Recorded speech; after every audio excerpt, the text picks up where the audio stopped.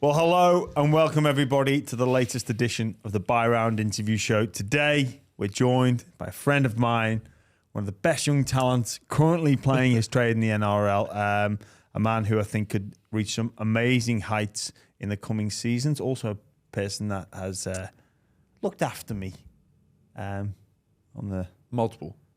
I reckon once. Twice. Zac Lomax, how are we doing? Very well, thanks for having me on. Is that a fair assessment? Yeah, a few times. And looked after you. Yeah. Yeah, a few times. No lights. Fair enough. Yeah. Oh, geez, that was Ooh, jeez. a big day. A big day. Big Yes. day.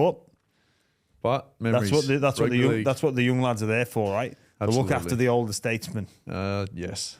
The old stallion. Or is it Yes. supposed to be the other way around? Depends how you look at it. Yes. It does. Yes. It does depend on how you look at it. How's things go, mate?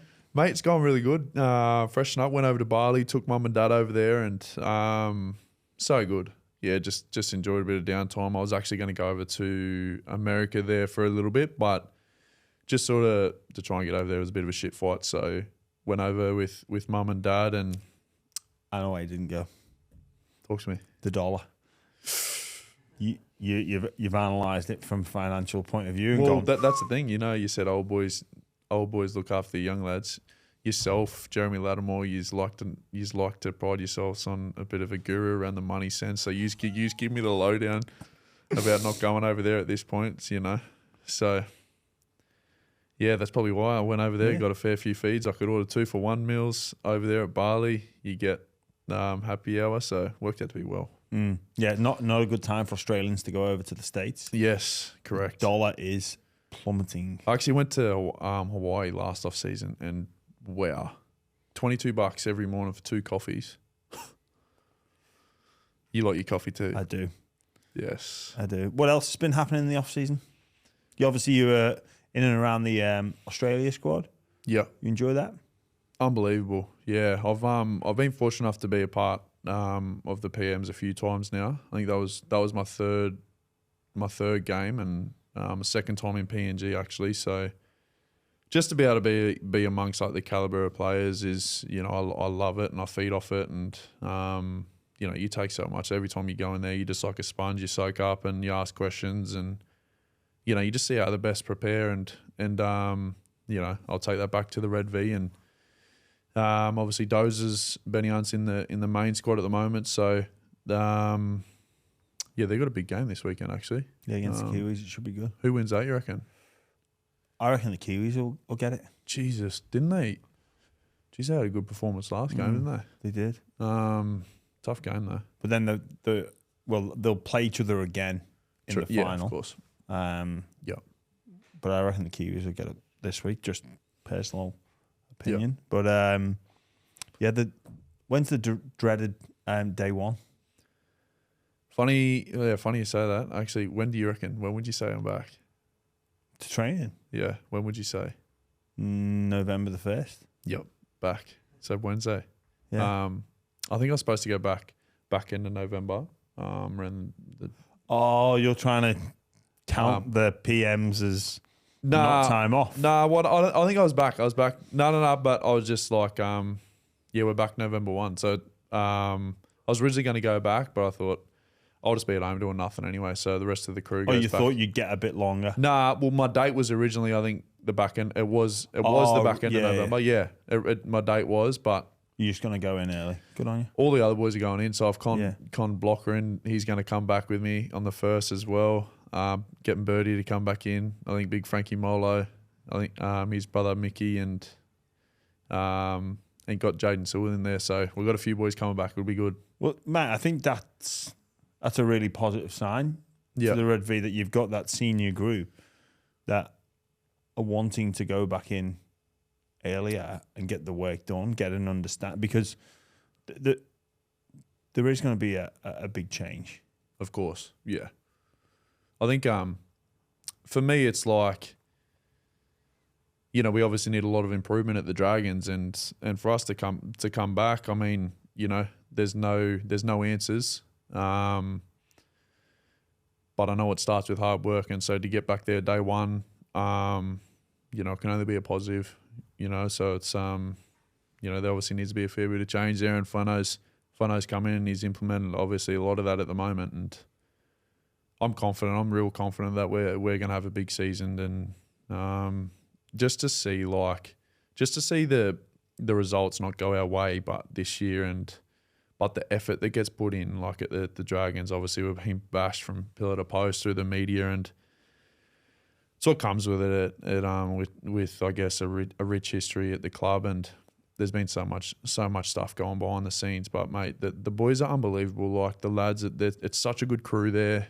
Like all the boys get along so well, but everyone trains so hard there too, which is, I mean, mate, I haven't seen from another club's point of view, but we're not far off, and I know we're not far off, and I stand by that, and I'm confident as that we're going to have a big season this year. Yeah, I think it sends a message to everybody at the club that you mean business if you guys go in day one. Yeah, there's some players that need the rest, and rightly so, and sometimes less is more. But even just being around the club, because most players, if you've got till mid to late November off anyway, the next few weeks or the weeks building into that, you're pretty much just training every day by yourself. So you might as well do it, of course, in there, and just you're not going to go full out just yet. You build into your pre-season, but I think it's a strong message that you're sending. Yeah, absolutely. We've got a lot of young lads that are coming through, especially down like that Gerringong system. There's a heap of young lads that are coming in, and they're just absolutely tip before just hard work, and they're so dedicated. They're also willing, and they ask a million questions, but I guess it's like that crop that come through there at Penrith. They're all like from the same area. They've all come through the same system, so. And you can't beat having a good culture around the club and mates getting along. I understand, the thing that I've learned coming through rugby league is, not everyone's mates. Like, meaning not everyone gets along like house on fire, but you're teammates, and you learn to respect each other and play for each other, and that's what you need. Like, if you're lucky to come out of NRL and you got 5 to 10 real good mates, or that's a good career in my eyes. Like, so, but we're not far off, mate. The boys are training real hard. Absolutely. Yeah. Obviously, November 1, it's every club, starts, and there's a bit of there's always change, but a big change at the Dragons with Shane Flanagan coming in. Someone that you've worked with before. How was your relationship with Shane when he was at the club in the assistant coach's role? I was there at that time as well, but just wondering about you and him, because Zac, you are, whether you like to admit it or not, you are probably one of the most important players at the Dragons. You don't need me to tell you this, but you'd be in the top 5 paid, so that becomes a big responsibility. You've been there for a number of years now, almost developing into a sort of leadership role as well. So how was the relationship with Shane back then? Yeah, I think back then when obviously Mary was the coach, I got along really well with Flano, and I still do. I just love his willingness to just educate players all the time, and he's a real strong believer in what he believes in. Like, I mean, and I like that, and he's straight to the point. He's pretty bullish in regards to what he wants, and I guess you need that in a coach. And if you're given results too, like he's the kind of person that can give and take a little bit, but he just gets it. Like, he's had so much success. He knows he's obviously won a comp. He's been around a lot of experienced players. Like, you look at the older crew that he had at Cronulla. I mean, he understands the game now, and yeah, he's had success, but I get along really well with him. I love his detail around, it's his defence. He's so attitude based, but with ball in hand, attacking wise, he loves to play footy, and he loves to play footy on each play. It's not so much just playing like a structured game of footy. He loves to play, and that's the kind of player I am too. So I know he's leaned on me a fair bit in regards to coming into this preseason and this new year, and obviously being one of them leaders at the club, it's I've been able to work with him a little bit, and just working around like my style of footy, and just working on getting my hands on the ball this year, which I'm excited for, and so I'm really looking forward to working with him again. I played good footy under him last time. Obviously dealt a lot with him and Dino there being assistants last time with Mary there, and I really was enjoying my footy. Where do you think he can improve you as a player, as an individual? So is it going to come down to your mentality and your approach, your own belief within your own ability? Is it skill acquisition? Is it different shapes that different areas of the field you can look to attack? What do you think it is going to be the area of focus for Zac Lomax for season 2024? Meaning, well, to see you keep on improving. Like where is it? What is it going to come down to see you improve? Is it about technical skills or that self-belief, a system? Where do you see the improvement coming? I think for me it's just knowing what my best game looks like, and I feel if I'm chasing the footy a lot of the time, I feel that's when I'm playing my best footy. I'm confident in my ability and my preparation. That's where I get my confidence from. I know what I can bring to a team. Meaning before a ball's kicked, I'm confident in my ability going into each game. I'm confident that I've done the prep all through the week, and I've done more prep than my opposition. That's what I try and pride myself on. But I think just knowing that Flano's backed me to be able to chase the footy and know that I can nail my role. I think if he's given me the license to be able to do so, I think that helps my game. I mean, for me, it was just the back end of the season last year. I was just like, you know what, like I don't have much to lose. I'm just going to go chase the ball and just try and get a carry, a set, be around the footy as much as I can, compete on kicks. And it sort of worked out not too bad. And I feel if I'm doing that, the rest of the team just sort of takes care of itself. But for that, just as long as Flano we're both on the same page about just backing each other and him being comfortable with me being able to play the game too. I think it's going to be a good season. I'm really confident. Yeah. Did you have a number of conversations with him towards the back end of last season about what he's looking for in the remaining games once he'd been named coach? Nah, you were just never really spoke to him. I just sort of I sat down and there was a bit of speculation about whether I was going to leave or stay, and they obviously made it clear, or Flano come out and made it clear that I won't be leaving, Benny Hunt won't be leaving, and but once I was in, and when Hook sent me back to play reserve grade, and then I come back, I was just like, well, you know what, like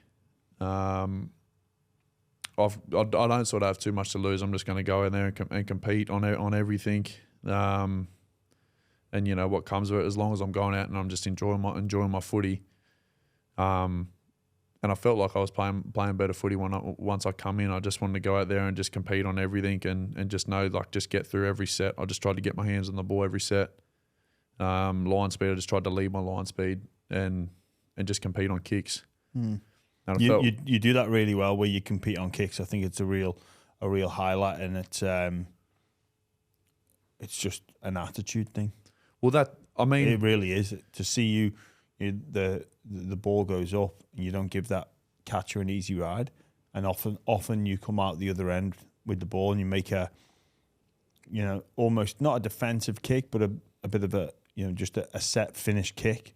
You make that a competitive edge and turn it into sometimes try scoring opportunities. The way I like with kicking on last, like, and competing on it, I look at it and I just go, well, you know what, you can let them have it, or you can compete on it. That's where I probably say you get 4 or 5 errors a game. That's where 4 of my errors come from. You know what I mean, because you get a hand to it and it's a knock on. But I'll go down there. Worst case scenario, it's a knock on. It's changeover, or they might get half a little quick play of the ball. Yeah, it might stuff a bit of the setup, but a lot of the times you can get errors from it, and it's like worst case scenario, you change the ball over, and it's there. So, what stops them getting a free catch and gaining momentum? And yeah, a lot of the time, like it's a decent result. So I feel if you can, that's why I just sort of go and compete for it, and you just jump up and sometimes I genuinely don't understand why more outside backs.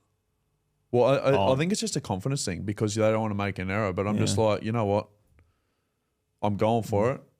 If I make an error, I make an error. Yeah, they come up on the stat sheet and it doesn't look good. But I mean, if you'd really dissected it and you looked at the errors, not all errors are created equally. Yeah, I'm like, I know you look back at your errors and they add up over the course of a year. But like when you look at what the errors are actually where they're coming from, I just go, you know what? It's a 50-50. Sometimes a heap good can come from it, and sometimes it's a worst case scenario. It's a changeover, Yeah, absolutely. So one of the things you spoke about there is chasing and getting after the ball. Have you had any conversations with Flano about a positional switch? And I'm talking about moving to fullback because when we knew each other, when you were very beginning your career and coming into first grade, there was a suggestion that you would be the next Dragons fullback. For whatever reason, you end up in the centres, and then even last year, probably more about where you're going to play. I did see you switch sides. Like for me, playing in the centres, it's like left or right. What difference does it make? But I know it does make a difference. So, are you going to be on a particular side, or are you actually looking to play fullback? Obviously, the Dragons. I'm not sure the current update on Cody Ramsey, but Tyrell Sloan was injured in the knockout tournament only a couple of weeks ago. So, is that something that you're looking to do?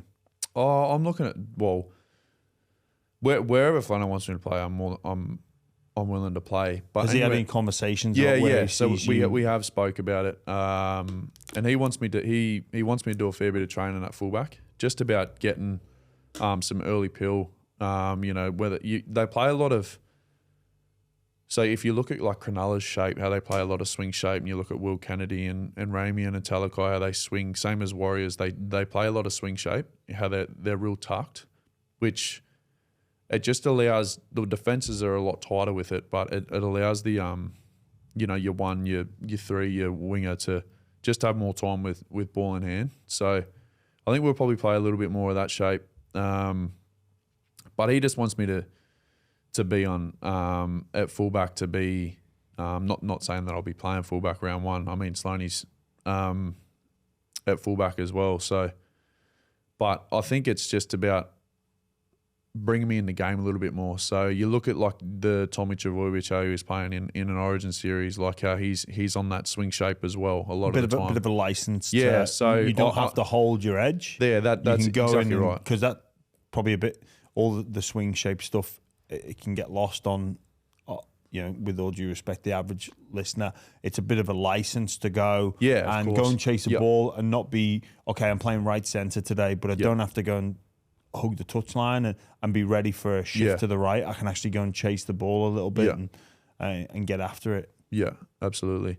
So I guess that's it. Like, for me, it's just about being like the person that I like to watch the best, and I reckon, and the amount of criticism that he's copped this year about his position, I think is ridiculous. Like, but James Tedesco, I still think he's number one in the game. Like, I think he's just the effort that he brings. Like, defensively, he doesn't miss a beat. Like, and I watch his defense. Like, he gets his splits right all the time. Like, he covers every kick, but he saves 100 tries a year. You know what I mean? Like. And just the way that he is around the ruck, he always picks the right option when he scoots and he gets quick play of the ball. So I just think that's what I'd probably pride myself on a lot of the time, is just more the effort-based areas around, being on rails, being on along those kind of lines. But the swing shape, just if I'm at centre, just allows you to be in the game a little bit more. But mate, it'll be interesting to see. Hopefully, just wherever it is. I mean, you got people like Jack Bird who are there too. He's just a footy player. So you chuck him wherever. So I mean, there's a heap of boys that can fit into any positions. I think could you play 5'8", do you reckon? I'd love to play. I love 5'8". 5'8". If ideally, if you could play anywhere, 5'8" would be. Really? Yeah, that's where I'd love to play. Yeah, 5'8". That's my favourite. Because there is a little bit of a window, opened up there in the 5'8" position at the Dragons, or at least it's looking that way. Yeah, so there's a few young, obviously Kyle's come in now. Yeah. I think Birdie's played a fair bit of 6 too. He loves 6, so we've got some good options there anyway, like in Kyle and Birdie, and so we're not. Yeah, we won't be too sure. Obviously, Dozer's number 7, so it's not a bad half to be pairing up with. But yeah, whoever's going to be there, they'll do a job for us. All right, let's fast forward to round 1, 2024. What number do you think's on your back? Oh, if I'm going based off no training, nothing right now, I'd say number 4. Okay. Yeah, we're on number 4. What would you say? Do you mean you're number 8? That would be a disaster. A disaster. A fucking disaster. Mate, get you in the middle, 13, ball playing lock, defend on an edge. Defend on the wing, beauty. So that's you on the individual front. What does Flanagan need to do to get the best out of this team? What's been lacking in the past couple of seasons?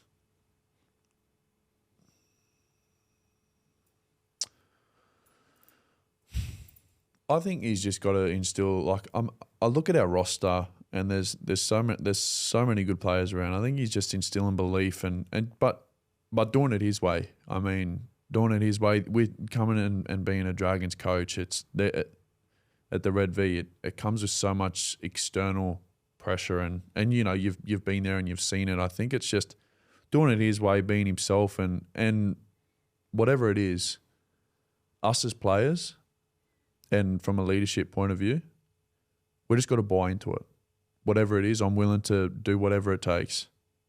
Because, mate, since I've come into grade, you know, I was fortunate enough to walk into a final series. I debuted in the middle of the season, and I think I was 18th man from round 1, and you were playing from round 1. We didn't even lose a game until like round 9. I think we went, and then we lost, and then I think I played the next week.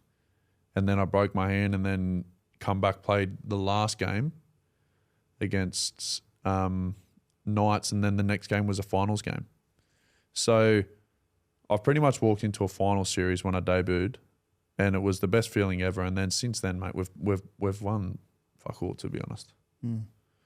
You know, so whatever it is, Fano gets it. He understands it. His experience, he's done. He's won. He's had success. So us as players, we're just going to buy into it. So you got to almost just back his way. But whatever it is, I'm backing him 100%. But we just as a I guess a leadership group too, and we just got to instill it too and back him. And you know, if there's places where we think we can help too, obviously you use your voice. And but mate, whatever it is, I'm more than willing to do whatever. Like we need to.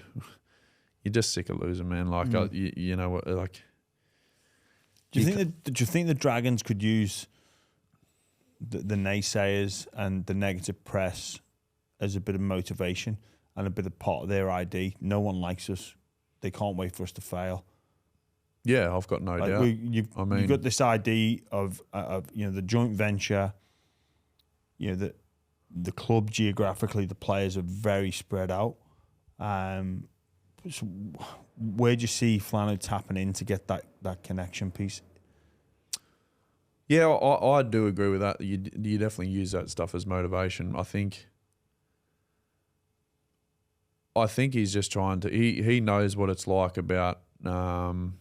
Speaking on it before, he's had a lot of experienced players, so he's well aware of what brings teams together and you know, about building that camaraderie and the culture at the group. So he knows, he's got his ways about that, and mate, we'll know day one. So it's all happened pretty quick. He got appointed coach towards the back end of the year, and pretty much everyone's been on break since. So I think there's only probably 4 or 5 of us that have really had, if that have had anything to do with Fano in the past. But other than that, I think most of the boys are pretty fresh faces to him. So it's going to be a completely different look and take on the club. So, but as I said, it's one that we're just got to buy into and one that we're all willing to as well, you know? Yeah. Well, you speak of buying and some of those senior players. Look, I am going to go easy on you here. Obviously, regarding Ben Hunt, it was well documented. Him asking for a release last year, that was denied. It looks, for all intents and purposes, that he will be staying at the club. What have you made of that situation? Jim, I guess Benny's one of my best mates, and you know I've played all of my footy career with him. So for him to get any backlash, I understand he's put it out there that you know he was clear that he didn't want to be there, and you know, like myself, he's just a competitor and wants to win, and you know you've played with him, and I mean it's sometimes it can be misread in regards to it's not the best look, but you know, he's at the back end of his career too, where he wants success, and he's probably thought at that point in time where he doesn't think that we will have too much success in the next year or two. You know what I mean? Where he's played 300 games, so he wants to be winning a comp, and as we all do, and you know that's why we turn up, that's why we train every day, and so I mean, if you know, I guess you say if there was to be, if we weren't to go any good next year, for him to have it for all to be fallen back on him I don't think is fair in any way.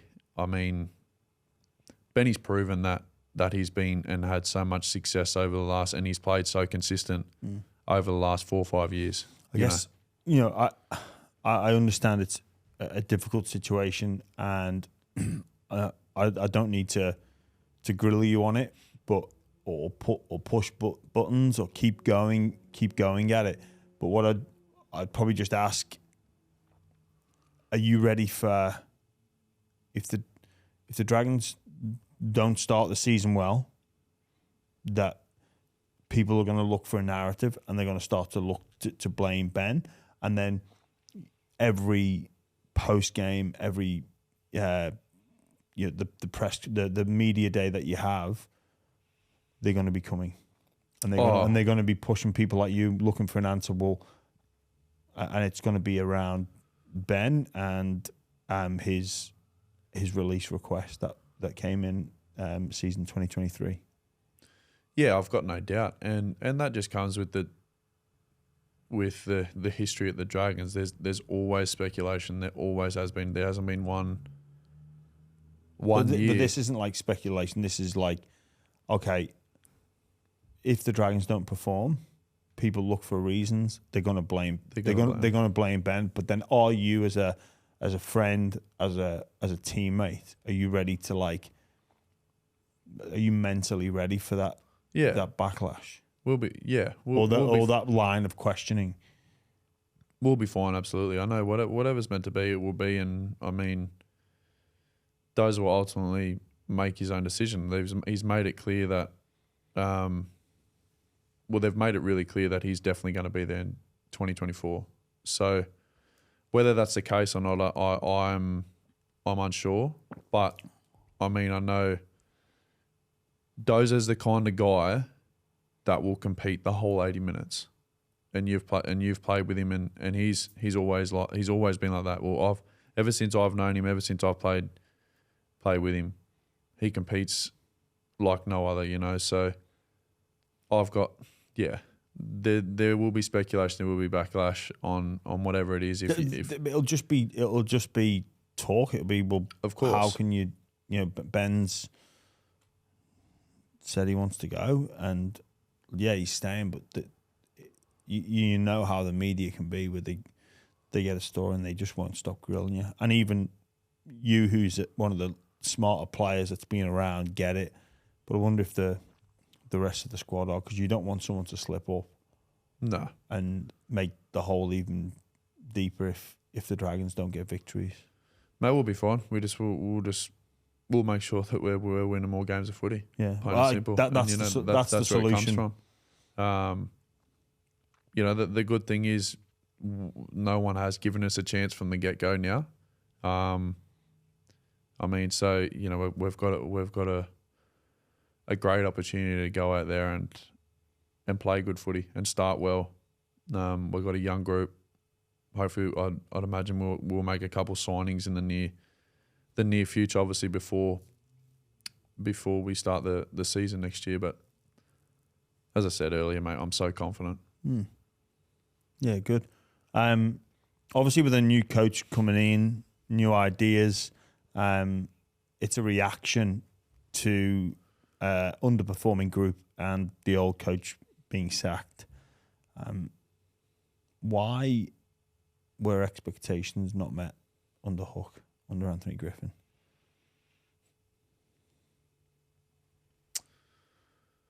Oh, I mean, it's probably a bit. Geez, it's a tough one, really. I mean, we've definitely had the squad there, mate. I just think, there was so many times, mate, we just didn't play for a full 80 minutes. I mean, we started the year, we matched it with the Broncos, and we're winning parts of that game, and then it was that last 10 minutes, they scored 2 tries. The Warriors, the back end of the season. So you look at Brisbane, top 4 team. You look at Warriors, top 4 team. You look at Penrith, top 4 team. Like, we should have beat them. They only just beat us there at Penrith. Storm, we're winning that game at Wynn Stadium and winning the whole game pretty much, and then they beat us there at the end. So it's, it's there, mate. It's just about, just staying in the grind for a little bit longer. I think that was what let us down, and I think it's just about, mate. It's almost like we've forgotten a little bit how to win there. Yeah, and it's become a little bit of that, and it's almost become the norm, which is the worst feeling ever, mate. Like it's the worst feeling, knowing you've given so much, but the ball just ain't bouncing your way sometimes. So and the shitty thing is you take it out on, loved ones and that, and it's not the way that it's supposed to be, and that's why we're people are willing to go back in and start early. Like we've got a good group there that are all willing to go back in, because we don't want it to be that way. We want it to change around. We love the club, and we're willing to do whatever it takes. Obviously, there's been a new coach appointed. So a lot of things are in motion. Dino's coming back, and Dean Young, assistant coach. Billy Millard's taken over as the recruitment officer. We got Lawso come back, Andrew Gray. So in Lawso, Andrew Gray, Dean Young, boys, they were the boys there that won amongst the whole group. They were there when they won the last premiership. So to have the crew come back that have all been there, they get it, they see it, they've seen it when the Dragons have been on top, you know what I mean? So they get it, they know what it's like, they know what works there at the Red V. So as I said, we're just going to buy into it, whatever it is. But I know it starts with hard work, dedication, and that's what we're just willing to do that. And what will be will be. Yeah. Just on Anthony Griffin. The dropping of you made some big headlines, and you know what? I don't know exactly what happened, but that, like, I was like, well, if you walked off, I thought that was a good thing. For if that was an angry reaction to some shitty news about being dropped, it shows that you actually care. It's not just like, I don't care if I've been dropped. Well, the thing is, like, none of that was true. Well, so that's disappointing. I hope you should have, like. Well, the thing is, like, I wasn't on the field. It wasn't anything. It was. So he called me into his office and he just goes, "Oh, mate, I'm going to rest you. I'm just going to give you a rest for a bit." And I was like, "Oh, well, fair enough." Well, I don't really need a rest. Like, it's only round 10. And, you know, I'm 23. I don't really need a rest. But I said, okay. I said, oh, mate, do you have any feedback for me? It was, nah, mate, I just want you to digest it and we'll talk about it later. Did you have any indication Zero. that it was coming? Like, Zero. there was no, like, hey, Zach, you need to, you know, No. rounds 8 or round 9, it was like, you need to do. Zero. So it caught you off guard. Yeah. Yeah. Yeah. And what? So yeah, digest but I mean, it and that, I'm not going to sit here and diss Hook at all because you know, I wouldn't expect. And I'm not. And I understand coaching in the NRL is not an easy gig, and especially at the Dragons. I've seen 3-4 different coaches since I've been there, and I've been there 6-7 years now, like in the top grade. But it was, so I'd moved to the left side, and I'd moved to the left side, and that was defensively. So it was to give me more ball off Dozer. Dozer was playing on the left edge, so it was to get more ball there, and it was defensively to help left edge defensively. But it was, so we'd played against Bulldogs, and he was. I'd actually spoke to him the week before, and he told him he was proud of me and in my efforts and that, and just doing what the team needed me to do defensively. And then he just called me in his office, and I can probably take it from like, you know, I was just frustrated in some, like, where we just weren't getting results. But as the whole crew was, like, it was just, everyone was just frustrated because, you know, we just lost it by a few points, you know, so many tight games. But just Hook obviously called me in, and on the Tuesday morning before the team got announced, and just said, mate, I'm just going to rest you. I'm going to give you a rest, and, you know, I want you to go away and just come back Friday. Oh, go away from... Yeah, just have a few days off. I want to give you a rest, have a few days off, and come back Friday. I just want you to digest it. And that was it. That was the whole conversation. And then I said, well, and then walked out. I said, okay. And I was rattled. I was like, well, but I didn't really know. And I was like, okay, and walked out. And then I was like, and then I walked out, and then I walked back in because I'm like, I'll just ask what he wants me to improve on, where I'm lacking. And then I walked in. I said, well, what do you want me to? I said, Hook, do you want, like, what can I improve on? Like, where, and I had no idea what my schedule looked like. I said, so what do you mean Friday? I said, because the team's going up. This was the week before Magic Round. So the team was going up to Brisbane on, I think, the Friday. Does that mean I play Cup on Saturday, like this weekend, or what does that mean? So the team was going up on the Saturday, and then they were staying up the whole week because they versed the Tigers that week at Magic Round, then they versed the Cowboys later. So they were staying up the whole week. So I didn't really know what it looked like. And then he just was Hook. Yeah, he just said, no, mate, I just want you to digest it and we'll talk about it later. And that was it. And I'm like, well, digest what? And that was it. And he didn't give you any further... No, nothing. Zero. So that was... And I guess it was probably hard. Like, it was, from Hook's point of view, it was probably hard. Like, there was a fair bit of speculation going on with his job at that point in time. And I look at it, mate, and I just go, do I agree with it? No. Have I become a better man from it? Yeah, absolutely. And that's the only way that I've looked at it. And I've been like, and so once I come in, I'm like, you know what? Well, I did everything that he'd asked me to do. I felt from my point of view, could I have attacked better when I had opportunity with the ball? Absolutely, I could have. Do I think our team was a better team with me do I think our team's a better team when I'm playing? Yeah, I do. I agree. I think everyone listening to this and any observer of football would agree.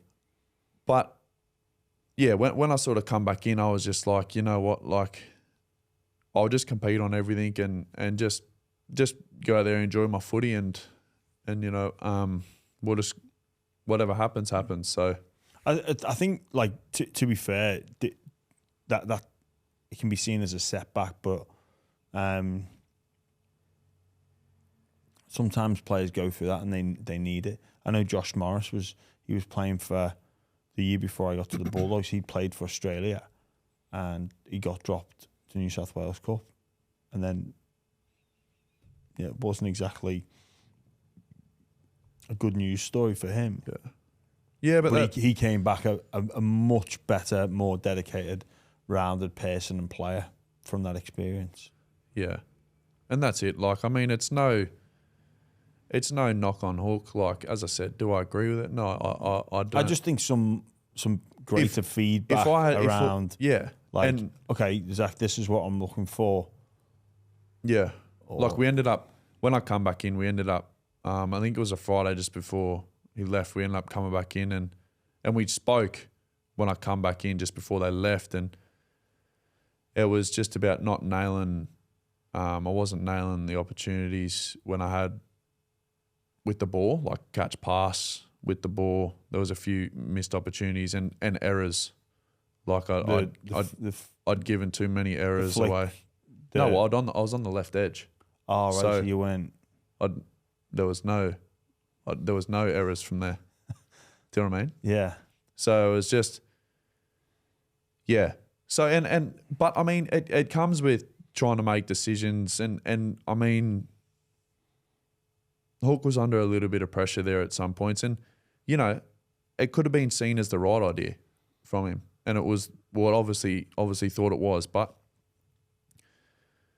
you know, I would take it on the chin, and you know, I've become a better player for it, I feel, and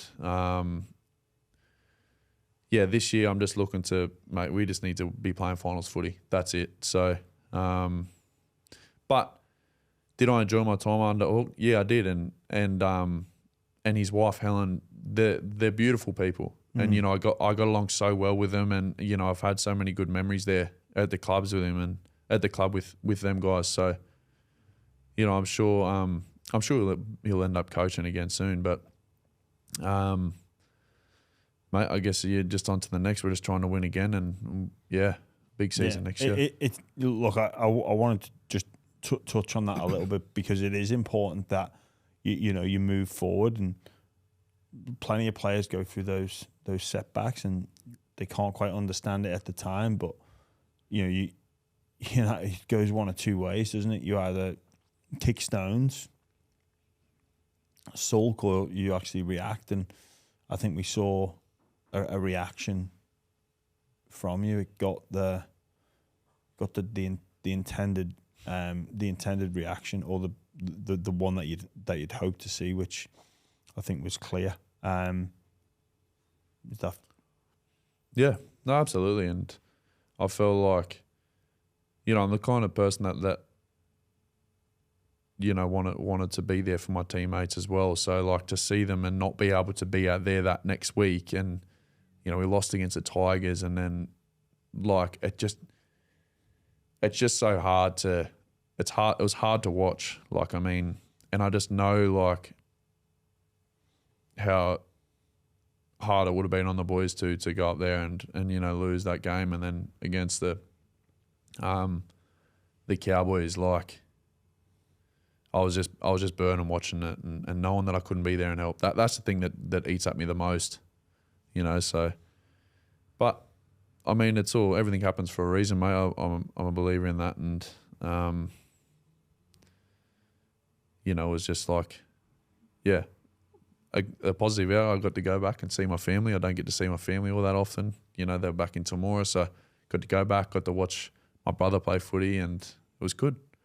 Got to go back there and chill with them. I played a game of reserve grade, so got to go up there and play against Adam Clune there for Knights, and got to see the big fella up there, and it was actually funny. We were enjoying playing against each other, talking to each other a fair bit on the field, and it was good. I enjoyed going up there and playing with, and just a vibe along amongst all the New South Wales Cup boys, like Bronx Goodwin there. He's the coach, and just to go back, it was cruisy. Like, the boys just really enjoyed themselves, and yeah, I actually thoroughly enjoyed playing up there in New South Cup. It just sort of take a weight off yourself and you just enjoy playing and it was good. We're going to take a quick break from this podcast to talk to you about AG1. Now, this is a foundational nutritional supplement that I take every single day.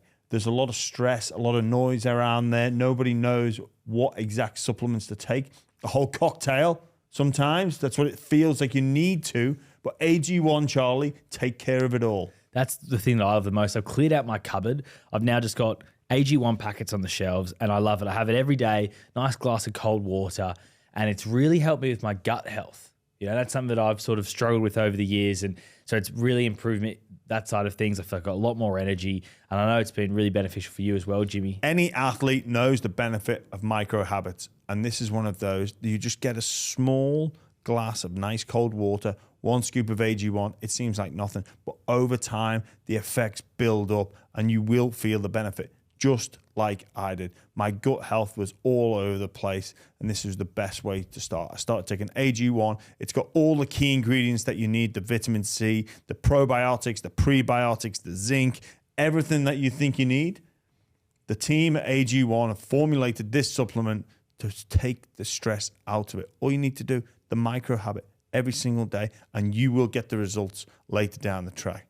And as well, the best thing about it is, Charlie, tastes great too. You're exactly right, Jimmy. It tastes delicious. And AG1 is a foundational nutrition supplement that supports your body's universal needs like gut optimization, stress management, and immune support. And since 2010, AG1 has led the future of foundational nutrition, continuously refining their formula to create a smarter, better way to elevate your baseline health. AG1 is a supplement I trust to provide the support my body needs on a daily basis, and that's why they've been a partner for so long. If you want to take ownership of your health, it starts with AG1. We've got an exclusive offer for Buy Round listeners. So if you want to try AG1, you get a free 1-year supply of vitamin D3K2 and 5 free AG1 travel packs, which really do come in handy. You get those with your first purchase. Go to drinkag1.com/buy round. That's drinkag1.com/buy round. Check it out. You will not be disappointed. I trust AG1. This is a product that I use each and every single day for around the last 18 months. Growing up in Temora, Born and bred, mate. I looked it up. It's Careful. middle of nowhere. Yeah, well, Very remote, isn't it? Yeah, it's funny you say that. They're like, oh, so where are you from? And I'm like, Temora. And like, where? I'm like, have you heard of Wagga? Like, oh yeah. I'm like, yeah, not far from there. Wagga Wagga. Yep. So good they named it twice. yeah, that's it. So What is it? Wagga or Wagga? Wagga. Wagga. Wagga. Oh, Wagga. No, it's Wagga. Yeah, mate. So country boy, born and bred, and I moved down to Wollongong with the Dragons in 2015. Come down with my older brother Hayden and younger brother Declan, and mum moved down. How old were you then? I was just turned 15, I think.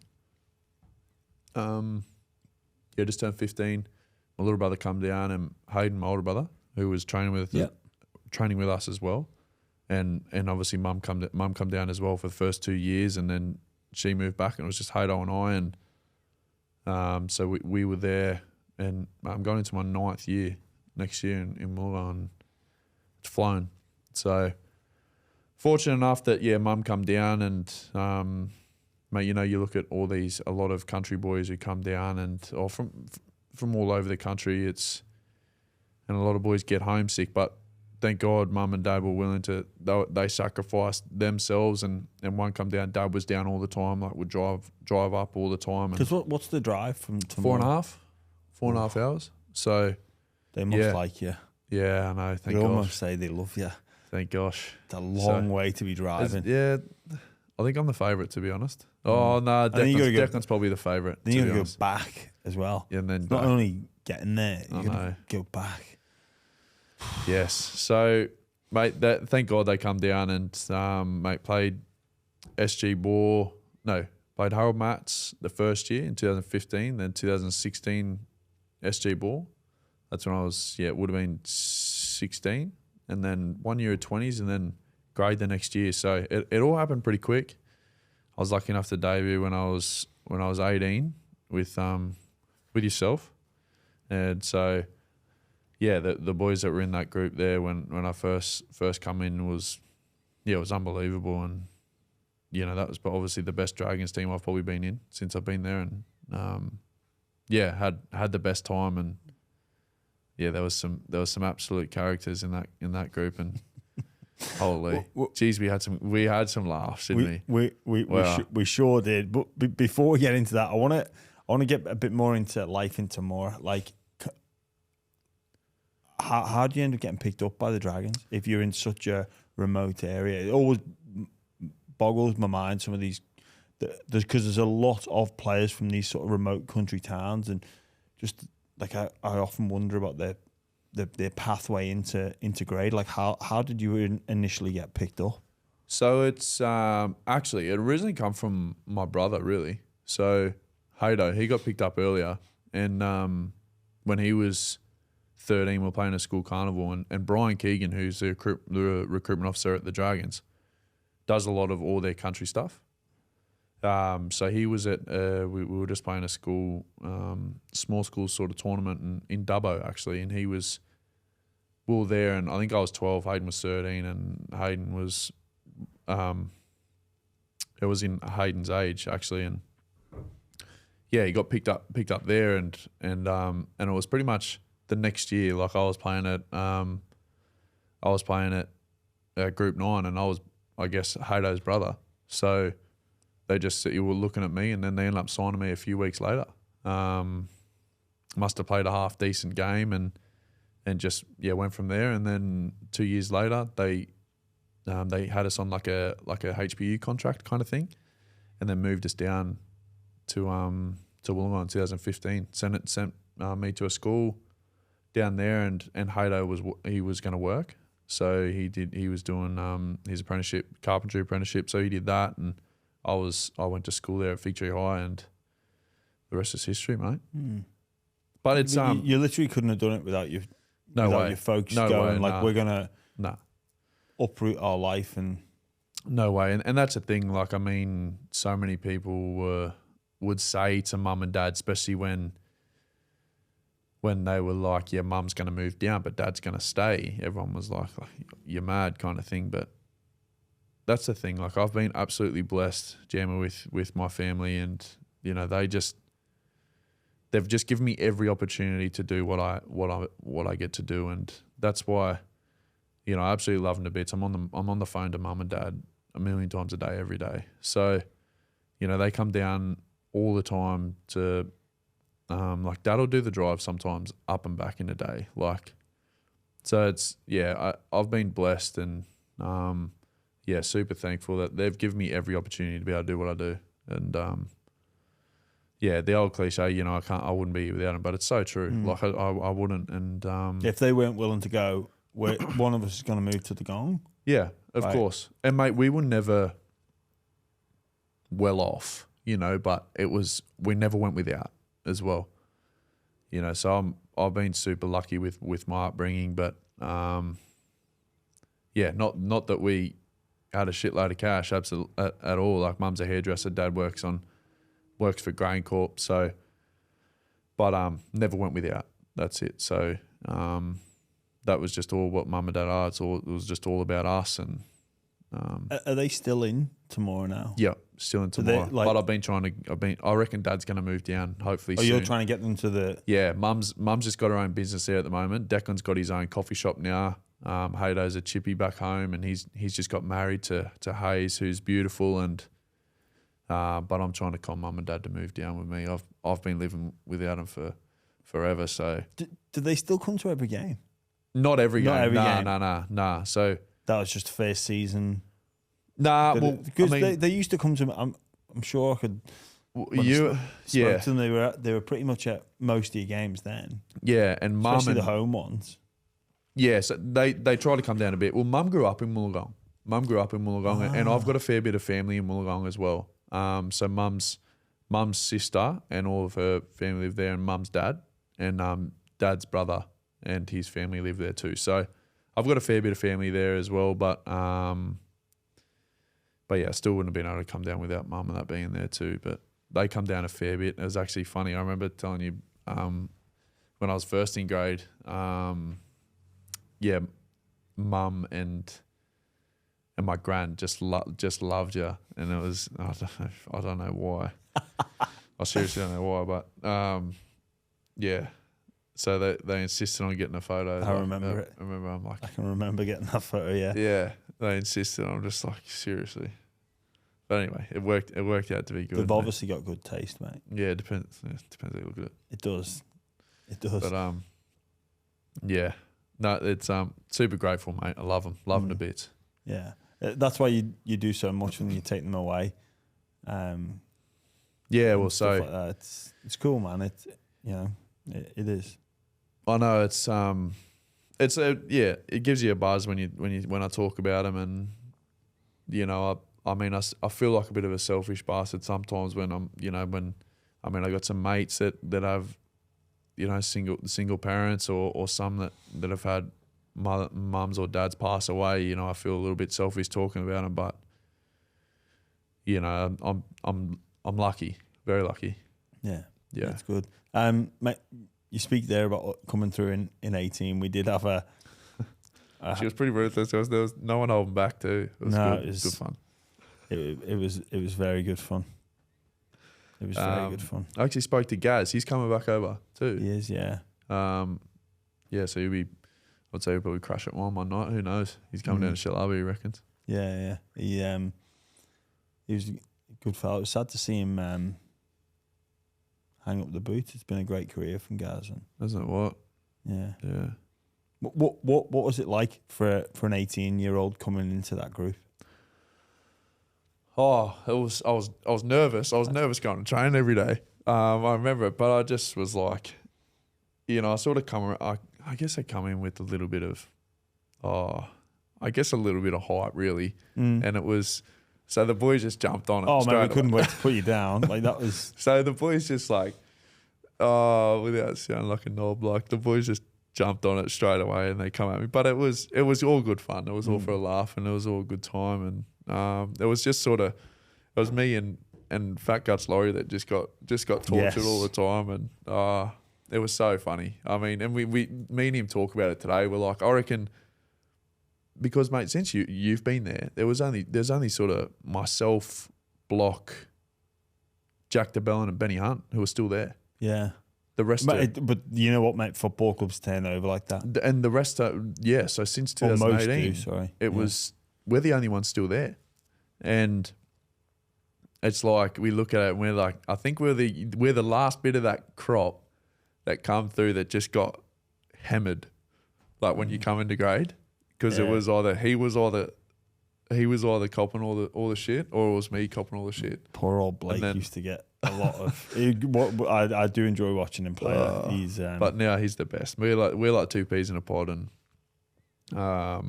yeah, he's the best. So, but it was all good fun, and you know, I miss it for sure. It was all older lads, so everyone like the average age would have been 29, 28, 29. Yeah, it was certainly Yeah, and it was good to be a part of. I learned heaps because I was always on all the away trips and that too. So it was good. But the minute I come in, everyone was after me. Boom. So it was all good fun. I don't think that's a bad. Well, no, it was good. It was good fun. Like all the boys now, I'm real good mates with all of them, and it was you don't sort of know how to take it from the get go, but it definitely ain't like that as much these days. No, it's you know one of my funniest memories of you. It was this will be good. In I don't even know what you're gonna say here. In the when we got put into lockdown in COVID, and everyone's talking about like investments, and obviously we had like, or maybe it was before that, maybe it was slightly before COVID, but you know, obviously, you know those sort of tables of knowledge, and we're all talking about investments. And I remember you bought $100 worth of Qantas stocks. Oh, no, it wasn't $100. Yes, it was. No, it wasn't. Yes, it was. No, it wasn't. It was fucking. It was $1,500. It was $1,500. No, it wasn't that. And you Because were like, I'm there sitting, and I've come in and I get paid a packet of chips and a can of Coke, and I'm sitting there with you, Benny Hunt, buddy Tariq Sims, everyone else, Gaz Widdop, who are on a bag. And I'm going, what? And then you're taking a piss out of me because I've invested what I can afford. And you are talking millions of dollars. It was like it was like $100. That is I remember a big I fat remember lie. it was $100. And you're like, and then you were panicking because they'd gone down. You're like, I'm down to like 90. Oh, you're like, oh, yeah, because no. What am I I'll tell gonna you do? what, because we went into the Saints, so it was actually Afterpay. I think it was Afterpay, and Oh, it was was it? yeah, it was. Sorry, I thought it was Qantas. So no, it was Afterpay, and I put like $1,000 in, and it wasn't $100. I'm laughing at you. It wasn't $100, and Dozer, as in Benny Hunt, put in obviously more money than I put in, and it skyrocketed. It went up to and I was just following his lead. Like, I was just doing what he was doing and spewing, because we got it at say like $8 or $9 or whatever it is, and it jumped to like, it went up to something like 30 or whatever it was, but then it ended up getting up to 150. And When did you cash out, or didn't you? when it got to like 30 something, when Dozer got out, and I was fuming because I was like, well, he knows more than I know. So I just followed his lead, and then, yeah, took the win. And then anyway, we ended up, there was a crisis meeting because we could have made heaps more, but it is what it is. You know, Well, I remember that very differently. who knows? It could have been $100. You never know. I seem to remember that around COVID, there was another investment, and because Qantas went down, and it was like, oh no, they will come back. I don't know. Get your phone out, look at your history, you'll see it. Oh, jeez. No, we did have a good time. Fresh out of high school, talking about frigging investing. Well, you want me to go invest whatever I've got? Jeez, I didn't have much. Mate, you were on a decent wicket. Depends how you look at it. You were on a decent wicket. But mate, we had the best time. I bloody loved it. I miss that crew. Holy. I think did we have that as well, where the old everyone has to stand up and people sort of like say some positives and negatives about you. Oh, Everyone was just putting shit on you. probably, yeah. And everyone, I think I remember it. And everyone was just laughing when they were talking about it. And I was just like, we sort of and as soon as sabotaged I it a stood little up, bit. I'm It's just, like, yeah, Zach, you really need to do a bit more of this, but just whatever it was. Yeah, Everyone was just taking the absolute piss out of you. I know. You're there like I a was just fresh-faced 19-year-old. and I was like information overload. when I first come in, I think I was 17 when I first come in, and I was 17 when I was first training. Yeah, fresh 17-year-old, and I was that petrified. I was that nervous, and I remember saying to mum and dad, "I'm like, this can't be what it is. Like, I can't be coming to train every day, nervous as shit." What were you nervous about? I don't know because my training was sweet. Like I used to, but I was just fucking. I remember, bro, I was just that nervous, eh? But you look at it now, and it's just because you care, and you're not. So it was more, you were more nervous about like. I was more nervous about like having to deal with all the older boys, and I'm like, that's what I was nervous about, because when you look at our crew, it was like yourself, Gaz, who's just like relentless, Gaz but was he's just relentless. like bang, bang, bang, like just coming straight at you. But now I'm real good mates with Gaz. I talk to him all the time. It's fun. That was not too dissimilar to my introduction to first team at Saints. I was like on edge. Yeah. About going in every day. Yeah, Like yeah, that's you're with the thing. these people Like, and you're like, oh, I don't want to fuck up. Mate, I I'm don't like, want to be the laughing stock. I know. that's the thing. It's like, well, do you say this, or do you just keep your mouth shut, or do you say what you think, or do you not? Or It is hard that but now it's just like, yeah. Now the cultures around football clubs that I've witnessed, it is very different. Where the young players wouldn't say it. I didn't want to say a word. Yeah. And then all the boys would make me say shit, and then boom, you just get crucified. So I just wanted to just keep So, my mouth shut. mate, that was the old like, Zach, you need to talk more. Yeah. Then you'd say something. Don't say that. Yeah, exactly. Mate, my what point. are you on about? Like, nah. Who was the crew? It was obviously yourself, Gaz, Cam McInnes was obviously, but like I'm good mates with Cam now. I was just in PM's camp with him too. So there was Taz, Leeson Armia. He was just relentless too. Frizz, Latsy. Jolie Thompson, Latsy, everyone, like all the boys there. They were just, but it was a good crew. But it would just go in turns. Blake would go, I would go, Blake would go. Blake, you got to talk more. Yeah. Shut up. Oh, yeah. You can't shut him up now. Holy. No, he's been one of Dragon's best over the past couple of years. Yeah, he's been good. He really has. Mate, what about the future? What's going on? Where do you see yourself going? You've been in and around the PM's team, been in and around Origin squads. Is that right? Yep. What are you looking to try and achieve the next few years? Mate, I just want to get the Dragons back into finals footy. That's the focus, and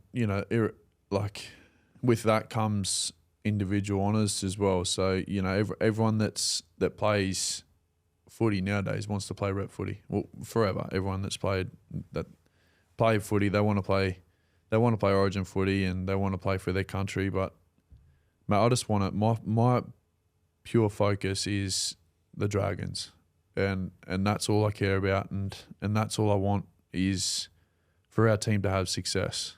And I'm willing to do whatever that is, and buy into whatever it is. And it all starts next week. So for me, it's just being the best leader that I can at the Dragons for all the young lads that have come in, and the group there's so willing. Everyone's so dedicated there too, and everyone just loves working hard there. So it's just about trying to be a leader there with the other experienced boys there, and just leading by example at the moment. So just trying to help get that team back into the finals contention, and that's all I'm looking to do, mate. And then whatever happens. Yeah, will happen. Whatever happens off the back of that will happen, and as I said, it's meant to be if it is, and it's when you get a taste of it, especially being in the PMs, you just want to do it more, and like being around just the players that are the best in the game, you just want to play with them because you feel you're playing better footy too. It's your job's almost easier. Well, it is easier. You've played for your country a heap of times, and your job's easy. You just nail your role, and but you learn so much too, and that's the best thing when you feel you're learning all the time too. It becomes fun, and it's addictive too. Yeah, absolutely. So, what about the boxing scene? I believe you're quite big into your boxing. Is a fight on the cards? I mean, I've been offered a couple fights now. Have you? Yeah. Well, over the years, yeah, been offered a few fights. Why haven't you taken it up? Well, I was fighting last year. I was supposed to fight last year on Sonny's undercard when Tavita fought on it too. Yeah. So I was a week and a half out. I had full boxing camp and everything. I was going to fight. But I just couldn't get insurance. So I couldn't tick over the insurance for it. So with the Dragons, I needed all the insurance to be paid for and that, and it just couldn't work out. It was a little bit too expensive, and for Dragons wouldn't tick off on it which is fair enough, absolutely. Like in case something happened, which I agree with, but it just fell over. But yeah, I was having a fight. Is it something you're going to look to pursue in the future? Oh, don't get me wrong. Like I love boxing. It's something that I've done. My best mate's was a pro boxer. He's not anymore. So I just train with him. Me and him just do our own thing and have a good time while we do it. And I've been able to train with a few people over the time and learn and just watch them. Like it's been good, and I just love it. Like I just love all the combat sports and just always have. Like, so after being in it, you'd love to have a fight here and there. Obviously, footy is my profession. That's what I love. But everyone wants to everyone who's been involved in it just wants to have one just to tick it off. It'd be good. Yeah, I was up at the recent card in Townsville, and geez, it's no way, not for me. No, no. mate. I didn't get. I was actually over in Bali. I was on the flight on the way home. How did the fights go? Who fought well? Well, I haven't even been able to watch any of the fights. I know. tell you what, don't get into a stink with Big Nelson. Big Nelson. Far out, man. Nice. Note to self. Yeah, that was brutal. Noted. Poor old Jared Wallace, I think, got dropped after about 10 seconds. He kept on battling, and Junior Borlo as well. Don't get in the way of one of his punches. Yeah. Big brutal. Reggie won, hey? He did. He beat Jason Tamalolo. Wow, that was obviously Yeah. an upset. Yeah, Wow. I think Tamalolo was slight favourite, but Yeah, I was talking to Reggie before, and I'd asked he him. did really well. He did really well. He is obviously real good mates with Vaughnie. So yeah, I was talking to Vaughnie about it, like whether he knew that he'd done any, and I asked Reggie. I said, "How much of training?" He just said, "No, just jumped in, sweet, Yeah, he well did. done, Well, tip of the cap." yeah, good on him. It's something that, you know, if the opportunity came, you'd look at doing. Oh, absolutely, I would. Yeah, Is there anyone in particular you'd Nah. like to fight? You're not going to call anyone out, nah. just whoever. B. Laurie, I want Blake Laurie. Oh God, Fight get Blake him out. Laurie. Get him out of round one, and you'd be sweet. Blake Laurie, Ben Hunt, Paul Vaughan. That's about it. Fair enough. All right. Well, we're near the end of the show, but for each and every guest, we do the same questions. The first one is all thanks to Tooheys. Tooheys are all about teamwork. Each team needs a great spine.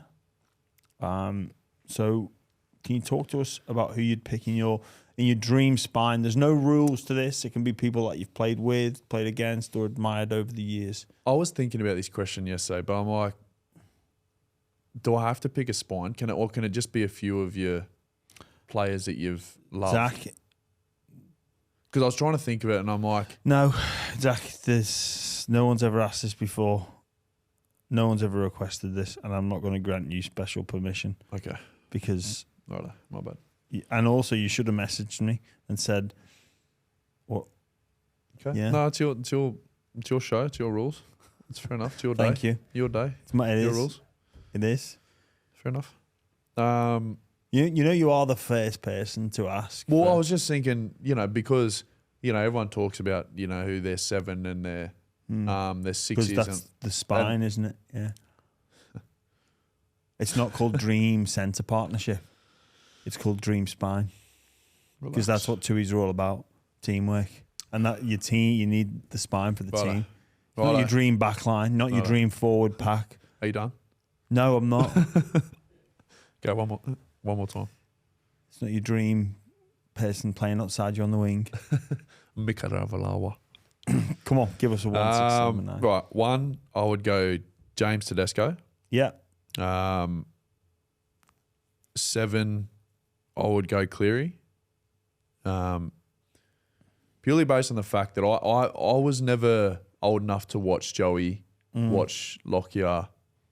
I got to watch a little bit of Thurston as well. Are you that young? Well, you were 3 when I debuted. I was 3, sorry, when you debuted. I was 3. Oh, God.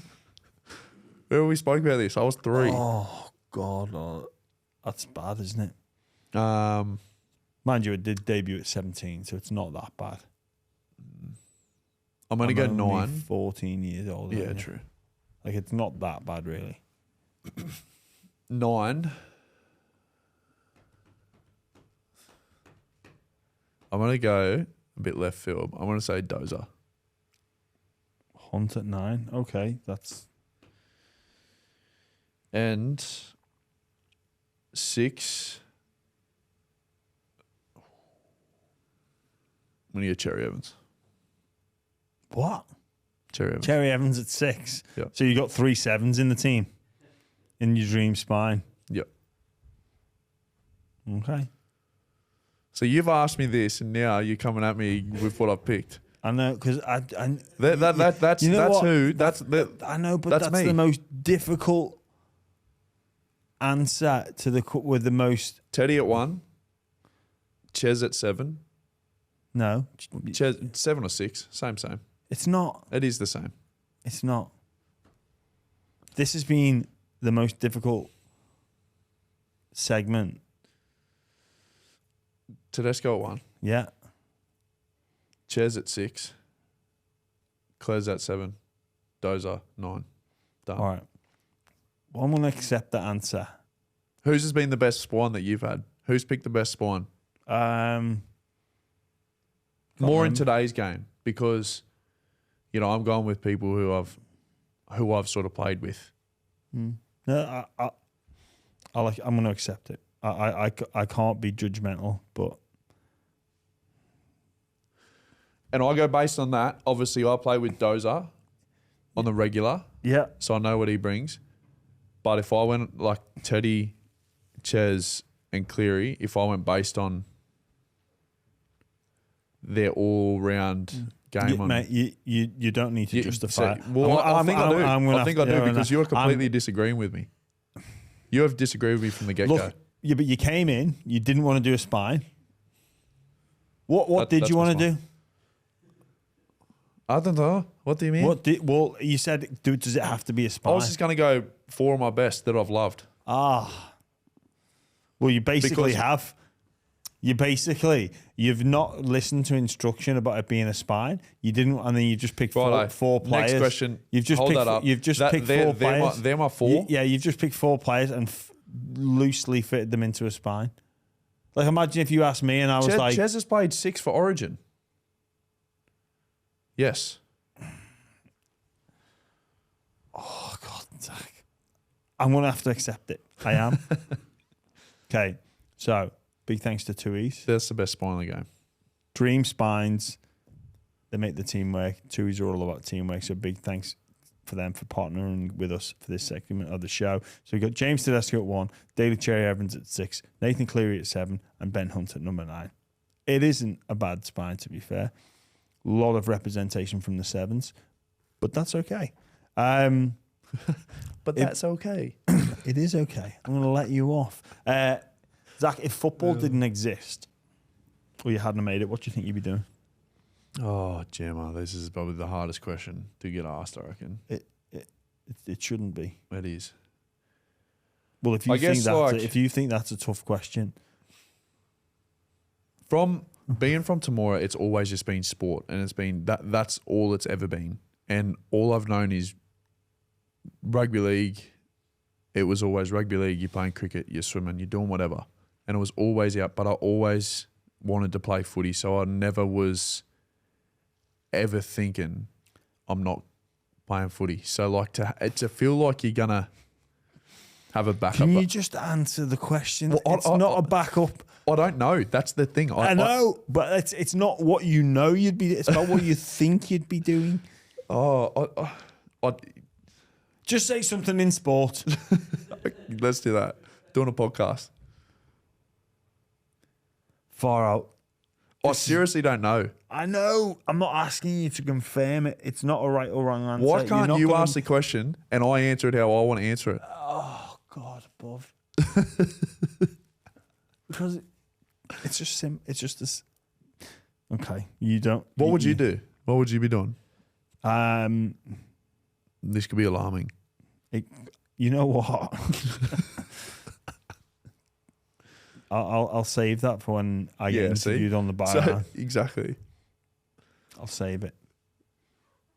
So don't you come at me. I actually looked at. I always thought, maybe I'd join the forces. The armed forces, maybe. You're I probably was- good at doing that. I was looking at sort of, doing something physical. I think I'll I've do said that. this before. So in school, there's like, you answered a series of questions and it spits out a career for you. Like you're like 16, and it's obviously an algorithm like that it all basically spits out this answer. So I'm answering it, wanting it to say It would have been in complete overdrive, that thing like that was professional in you. athlete, professional rugby league player. That obviously doesn't feature in like 2001's, career bullshit program, whatever it was. So it's like, do you like working outdoors? Do you like being out? The idea of working outdoors? I'm like, yes, because that's an athlete, right? Professional rugby league player. Answer all these questions. Don't spat out for me. Garden fence erector. Do you know how to put a fence in? No. I don't Do you know. know, actually? I do not know how to do most things. I had a flat tire the other day and I had to change tire. Do you know how to change tire? Ooh. It made me think. I wonder how many of the boys at training would not be able to change a tire. But Zach, this, I think if it was a life or death situation, get fucked. I could. But you don't know how to change a tire. But like, if you were to ask me to do it now, I'd be in Sydney.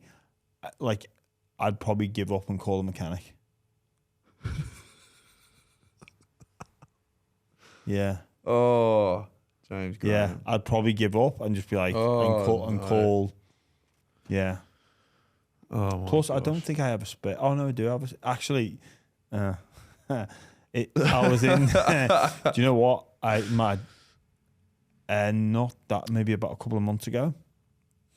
I was driving and felt like the tire was like pulling. I was like, oh shit, what's going on here? And I've drove it all. I was like, I'm not stopping to assess. I'm just gonna get this bad boy home. Got it home, and yeah, I could have put the spare on and then drove it somewhere and got a new one, but I didn't. No. I called someone out to come and replace the tire. So, in answer to your question, You haven't had the opportunity to, but you think you could. I reckon, so I have changed the tire in the past. I have done it, but in terms of like remembering how to do it, no. So can you change one? Yes. Did you do it first go? You go put like the jack in a certain area, you jack it up, undo them slightly, undo the bolt. Yeah, you do the bolts. Fair, or you do them slightly do the bolts first. jack it up a Jack bit, it up. then to completely do it off, take it off, boom, on, tighten it, lower it, then really tighten it. Is that what but you've got to put the jack in like a certain spot, right? Yeah. Well, you're not going to, yeah. There's like a, Yeah. but it's obvious when you know, yeah? Yes. So I think I'm there or thereabouts. You're thereabouts, yeah. You're close. But I wouldn't waste, I was going to say waste my time doing it. I am like, just let the I'd be worried that You wouldn't do it I right. wouldn't do it right, and Yeah. I'd be driving with my family and it like just falls off. That's the worry. Yeah, I'd get a and professional. You would do something like that. Get a professional to do a professional job. Yeah. Moral to the story: you've been silver spoon your whole life. No, not at all. Just Uneducated. my dad always like tried to, but I just was disinterested. My dad would like the Yeah. idea of That's the- he'd always try and fix the car himself, like before sending it off to taking it to the garage. But Yeah. I'm just like, just let the pros do the work. It's like it's just that it's that generation. Hey, like with my old boy, he can dead set whatever it is, can do everything. It's mental, isn't it? It's Well, they sort of needed to, unbelievable. like things were Like breaking everything. down all the time, weren't they? And there was less of a culture of, like just like a replacement. It was Dead just like set, every make do, single mend. Well, it's an old war thing. Make do and mend. I just Do yeah, it yourself. Why would it and financial? Like if times are hard, true. like you just do things yourself. Have to, yeah. Yeah, or Yeah. you know someone. It's But impressive. even Yeah. now with YouTube can Yeah, explain pretty everything. much. People put house extensions on Yeah. like off YouTube, like decorate your bathroom. How'd you do it? Do it YouTube. yourself, yeah. Like so, you've got the access, but I guess it's just You'd have the patience to do that, I reckon. oh man, alive. No, like You're a pretty Man. patient person. Yeah, that is a real Heaps. skill of mine. Heaps. Patience. Man, I reckon if I was to change a the car, best, I the reckon best. there'd probably be, we'd need a new tyre and we'd also need windows being replaced because I'd be like smashing the windows out of pure frustration with Oh my gosh. with the wrench or the spanner. What do you use? Is it a wrench? No, not a wrench. Yeah, it's What- it's like a spanner. Yeah, similar. What is it? Is it called a wrench? No. What's that thing that you put on to loosen the bolts? Oh, I don't even know. The You know what I'm saying? I You know what you're saying. Yeah, I don't even know looks what a it's bit called like though. a spanner, but it's not. yeah. Yeah. Well, this has got sidetracked, hasn't it? Yeah. The most interesting person you've met along the way, not necessarily the most famous, just the most interesting person. I don't have one in particular. But I was thinking of this just as I pulled up. Mate, you're supposed to think about this. I sent this yesterday. Yeah, but I've been trying You're to think. only just thinking now, mate.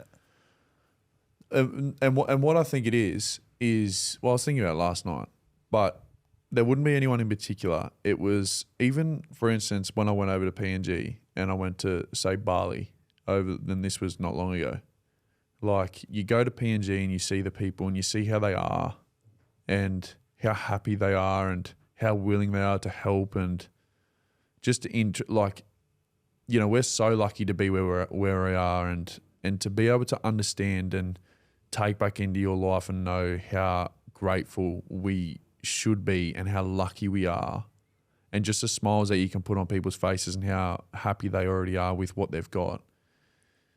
Like that's the most interesting thing that I've seen and it just puts life really into perspective with it. Like, I mean, I've been so lucky to be able to meet so many good people that I've learnt so much off. And, you know, I've been around so many amazing people that I've learned heaps from, but that puts life more into perspective is seeing the world from a different point of view and some different cultures. And, you know, I almost feel a little bit ungrateful at times. Well, I definitely feel ungrateful when I look at it and I think of it, but it's like even being in Bali the other day and just how willing people are to help you and people like just come and clean your stuff and like you, or in PNG you give a bit of your kit to one of the locals and it's like straight from training and you've been sweating in it and it's just like, it's like Christmas to them.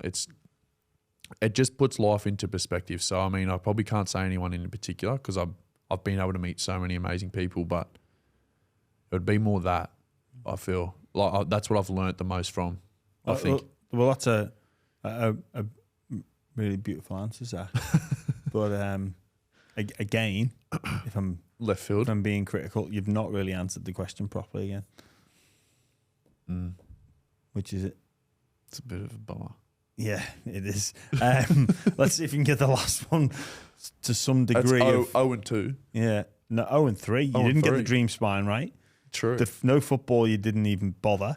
Jeez, so and the interesting person, you we're basically 0 and talked about 3. 0-3 so far. So I've pretty much been the worst guest that's come on here Oh mate, that was decided well before we got before I into, come on. Fair enough. no before the 4 questions that we do. Yeah. Okay. I formulated that in my head. You'd be down the bottom of the leaderboard.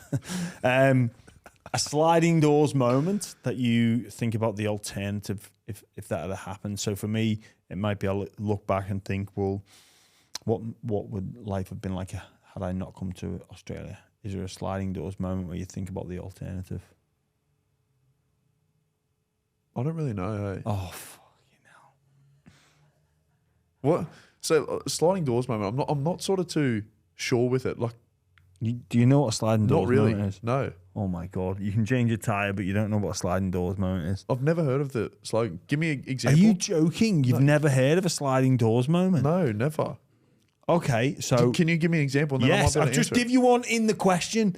So coming to Australia or not, that's a sliding doors moment. I came here to Australia. The sliding doors moment is that decision to go England or Australia, come to Australia. But I do think about, what life would have been like had I stayed. Do you want me to answer Have it you now? never seen the film Sliding Doors? No, I haven't. Don't. No. It's not that good, but Go on, give us an answer. For me, yeah, it would probably be if I hadn't come down to Wollongong, like I'd be chilling with my mates from back home in Temora, and I'd probably be working a trade at some. Oh, so you'd probably be a tradie. So that's what you would do if no footy didn't exist. Well, I would do it You'd under just be chilling. sufferance. I'd be doing it under sufferance, let me tell you. Because it's definitely not something that I would have done. Like, I mean, I would have. And with my old man, he was in the same situation that Hato and I were in when he first come down, and he was at Canberra, and Was he? Yeah, so he was at Canberra, and I think Craig Bellamy was coaching him at that point, and he was not that Craig would remember him at any, I'd imagine, but who knows.